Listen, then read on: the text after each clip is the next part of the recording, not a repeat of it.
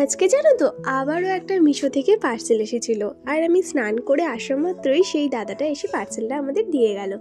কি পার্সেল এসেছিল বুঝতে পারছিলাম না, কারণ হলুদ শাড়ি দুটো অর্ডার দেওয়া হয়েছিল। কোন শাড়িটা এসেছিল তারপরে দিদি বললো নীল কালার, যেহেতু একটা আলাদা শাড়ি যেটা অর্ডার দিয়েছিলাম মিশো থেকেই সেটাই হয়তো এসেছে। তো হ্যাঁ, সেটাই এসেছে, আর সেম কিন্তু এসেছে। তোমাদের সাথে ভাবলাম চলো সেটাই শেয়ার করি। তো এখানে কিন্তু আমি উপরে এসে খুলছি, ভাবছিলাম কেমন না কেমন আসবে। তো দেখো আস্তে আস্তে তোমাদের সাথে শেয়ার করছি। আসলে আমাদের বাড়ির অপোজিটে তোমাদের সাথে শেয়ার করেছিলাম যে একটা বিয়ে আছে, সেই অনুযায়ী আমার দিদি এটা গায়ে হলুদের দিন পরবে। তো দেখো বেশ ভালোই লাগছে আমার।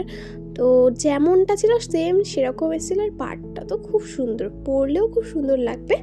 তো এই ব্লাউজটা হয়তো আর বানানো হবে না, ব্লাউজ পিসটা ভালো, কিন্তু অন্য একটা ব্লাউজ দিয়ে পরবে, কারণ একদিনের মধ্যে আর হবে না আশা করছি।